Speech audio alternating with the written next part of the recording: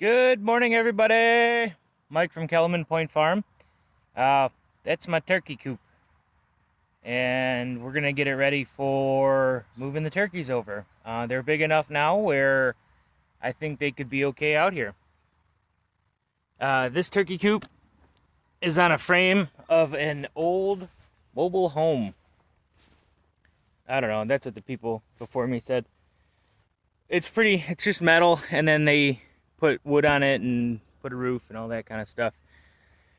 So yesterday, I didn't film anything but two little clips of us power washing the inside. And I wanted it to be dry because today we are going to replace the floor. Or actually not replace it, but add to it. You can see how all the metal, there's a lot of holes, and for how small the birds are, they believe they could fall through, and predators could get to them. So what we're gonna do, we got new metal flooring, just that little hexagonal chicken netting, and we're gonna staple it down to the wood and try to truss some things up. Gonna be fun. Every year it seems like, well, I did turkeys last year. I had to fix the floor a little bit, and then it seems like this year I'm gonna have to fix it again. There was a few years of turkey poo on here, so I had to come out and clean it. Mr. John and I took pitchforks and we stabbed the poop to get through the floor. And it was just so dry that it was not working. So yesterday, if you see the clip, then, well, you're going to see the clip in a second. But I took the power washer to it just to shoot it down so it'd fall through the floor. Just enough so we're not walking in turkey poop while we're trying to put the flooring on. But yeah, it looks good. The walls look good. I also want to build a waterer for the turkeys. We do have one 5-gallon water tank, but they drink more than that.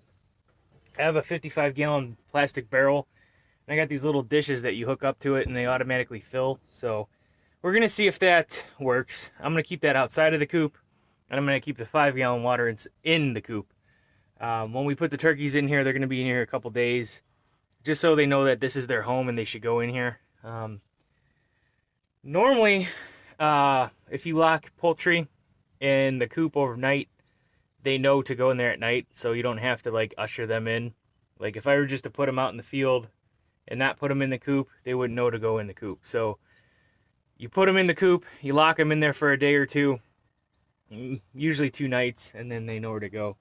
I get away with the chickens. I put them in at nighttime, but they follow the chickens that are already there, so it's just a cycle. The first chickens teach the second chickens what to do, so it's easy.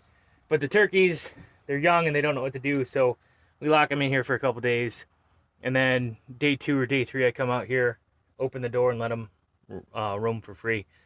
I also put electric turkey netting around the perimeter, which I'm going to go get the Sato, which is the small tractor with the mower deck, bring it out here and cut down some grass. By doing that, it completes the electric charge better if there's less impedance from the grass. So it makes it a little easier. But yeah, so that's the plan today at least. We'll see. So things change. Oh, I also got to get some stuff for my truck. The brakes blew, so I got to get the calipers, and there's so much to do and no time to do it in. So sit tight and we'll see what happens. Cue the coop cleaning scenes that I didn't really elaborate with.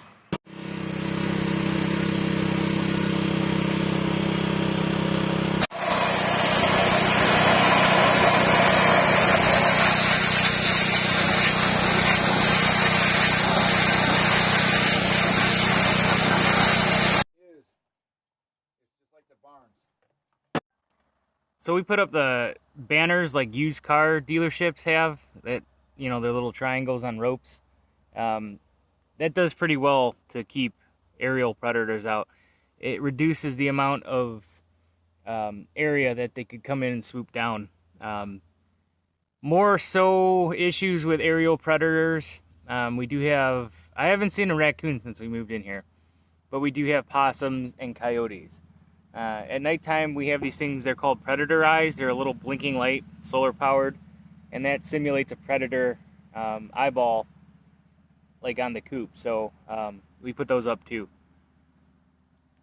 It's interesting. It's always kind of nerve-wracking when you put your animals out the pasture, especially when they're babies, because you put all the effort and care into them that you don't want them to fail. So I'm going to finish up mowing here, and then we'll get ready, and we're going to fix the flooring today and probably put the banners up and get ready to move them chicks very soon. It's the only tractor that works.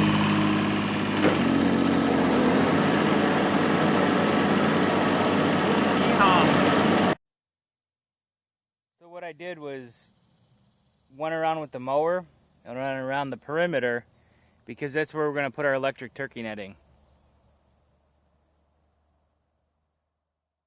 And then we're just, you know, the first one's going to be small because the birds are going to be smaller.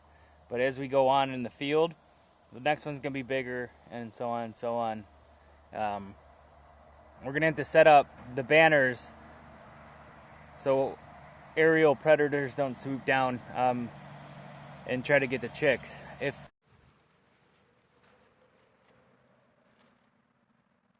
don't know if it looks like a used car lot or the top of Mount Everest. It's the party lot. Party birds! Like Lawson, the party lot.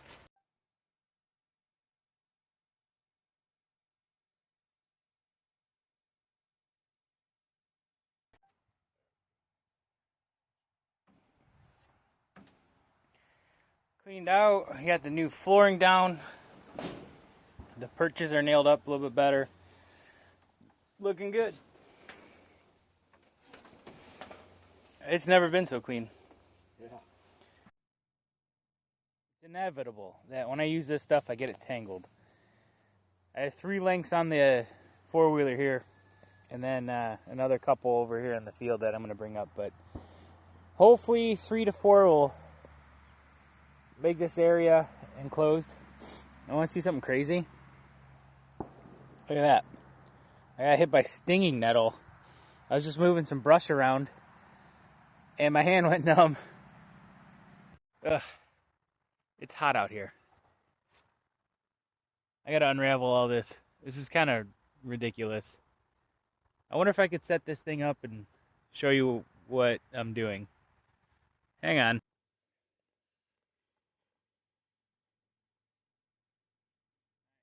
Best thing to do is find an end. But we're all tangled up here. This is gonna take some time.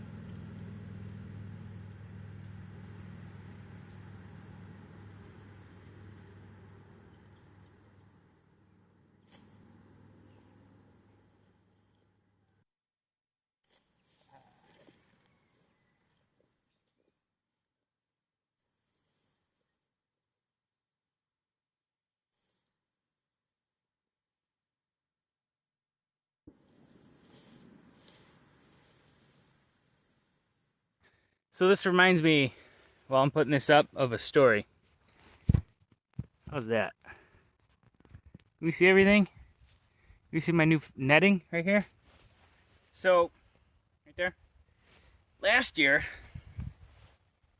putting the turkeys away at night, I let them out every morning, and I put them away every night. I'm going to say it was one of those nights that you're really tired, and I wasn't thinking, and I wore some Crocs and gym shorts to put the turkeys away. Well, I had this netting up. I'm like, I'll be fine, I'll jump over it. I'm still athletic. I mean, I'm 30, whatever I was at the time. No problem. Nope. Got zapped where you shouldn't get zapped. Anytime you're dealing with electric netting, make sure it's off, and when you're going over it, just one of them little pro tips. You don't want to get zapped. Nothing but a tangled mess. I swear, we put them away right, but then somehow in the winter the gremlins come, They tangle it all up. I don't know if it's gremlins or gnomes. It's gonna take me an hour. I do have 2 more nettings over there. We'll see what size the holes are. I have 2 different types of netting. I have poultry netting, which has like a smaller square. Yeah, you can't tell. It's hard to tell in these ones. And I also have netting for livestock, which have bigger holes, and those are for the goats. When the turkeys get bigger, I could use the goat netting, and they won't get through. They'll get zapped. But when they're little chicks, well, they're not chicks anymore. They'll get through those bigger holes, and it's a pain to try to run out here and catch them. And I'm more worried about predators than I am them getting back in. So it's trying to make enough of the small netting. And if I don't have enough, then I'll just take 2 of the bigger hole nettings and just kind of split the difference so it makes the hole smaller. I don't know. Turkeys aren't the smartest of all creatures. We've had 2 last year that got caught up in the netting and they strangled themselves, and then a predator got them. Have you ever heard the expression, turkeys are so dumb that if they look up during a rainstorm, they'll drown? Pretty sure that's true. I don't know. Here's a word to the wise. When putting up netting, and you're going all the way around, don't park your 4-wheeler within the netting. Ay, ay, ay. I wonder if all the big farmers on YouTube do the same stuff, or if it's just me. Well, I guess I only got like 9 viewers, so, and I got like 20,000 plus. Maybe it is just me. Life. Her name was Lola. She was a showgirl. She had yellow ribbons in her hair, and her dress cut down her hair. Where? At the Copacabana. Oh no, I was recording. Oops. Guess I could edit that out, but who really wants to see this? This is a grounding rod for my solar charger. This charges the fence. You got to put it has to be grounded, or it won't get a shock. I'm gonna see. I had to go over there and get a grounding line, which I have here. So I'm gonna set up the T-post, and I'm gonna put the charger on it. Just see how much of a line I need.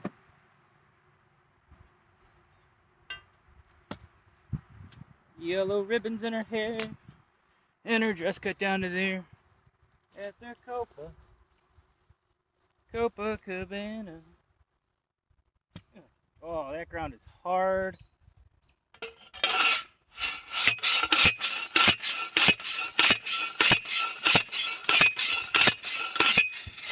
Remember the other day when I was telling you that this thing had a spring in it? Let's see if I could position this thusly. But look. Look, down, up.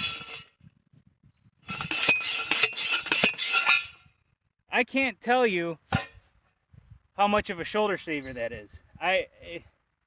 Hundreds of T-posts I've done. We want this facing south because that's where the sun is mostly. Because we're in the northern hemisphere and we're in Ohio and the sun is south. That's the fence. Green is ground. Stick that guy in there.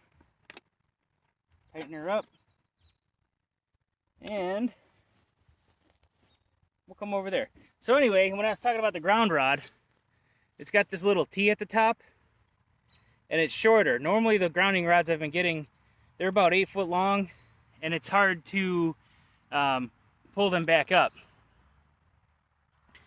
I'm hoping with this little T, it's not as hard. So, see if I can position you a little bit better here. I don't know if you want to watch me work. Of course, some people say I don't. But, yeah. That's about right.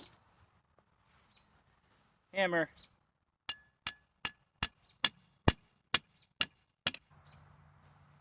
That's pounded in. Then we have a clamp here where the grounding wire goes. Of course, I didn't bring a screwdriver. And of course, Mr. John went home. We weren't feeling too well earlier. I took a little rest, drank some water. I feel a lot better. So, and he went home. He same thing. But that's life. That's what all people say. And I didn't bring a screwdriver, so I'm going to use the back of my hammer. No such thing as a multi-tool around here. Wow, multi-tool? A unitasker. No such thing as a unitasker. Everything has multiple uses. They're all multitaskers. It must be the sun today.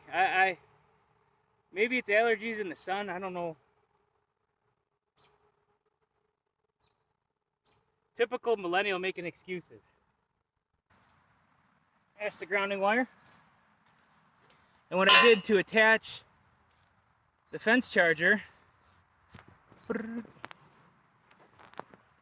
there we go. The fence charger to the line there, there's no real hookup.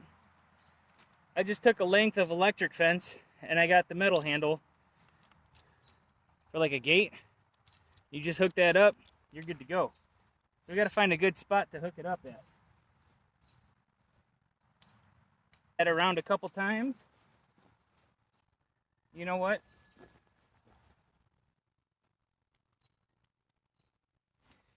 There's one piece of advice that I've not heard that I wish I would have, is being a new farmer, you're gonna make mistakes, and mistakes are okay. So I didn't want to put it over there because the back of the line would have hit this and it would have grounded the fence line out, and I don't want that.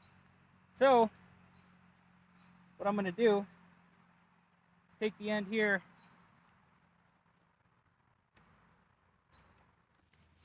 the tag line was touching the button, and when I turn it off I'd get zapped, and I don't want that. So anyway, make mistakes, it's okay. So now we have the line, and we're going to attach it right there on top. Now I'm going to pull up the slack so we're not getting zapped. So I'm going to put one on this line. I'm going to put half on this line going this way, and I'm going to take the other half and put it on the line going that way. So hopefully we send a charge on both sides. Alright. So it's a 5-mile charger. These aren't the best. I can't afford the best. This is what I could afford, and that's what I'm using. I didn't bring my tester, so I don't know if it's going to be hot. But we're going to let this sit out here in the sun and charge the batteries. So when I do turn it on, it'll get charged and it'll be ready to go. We might not move the turkeys for another day or two. I think the boys wanted to get involved on that, and we'll see. So I'm going to head back to the house and see you in a minute.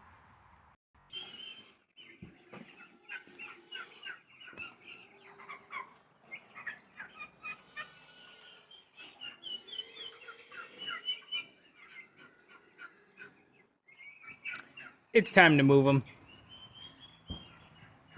Like I said, I don't know what specific day we're going to move them. I'd like to do it maybe tonight or tomorrow. We're going to put them in the coop, keep them in there for a couple days, and then we'll let them out. So I do want to get this published and edited and whatever.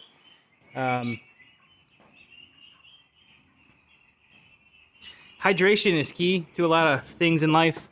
I think I was feeling down, like I said, not feeling too good. Mr. John wasn't feeling too good. I don't know if it's just allergies, because I've been sneezing a lot today. I don't know. I drank like probably a gallon of water and I started feeling better. But yeah, hydration, key. I'm just joking. But it is for farmers. Look, there's a corn, and it says it on there backwards, for the farmers.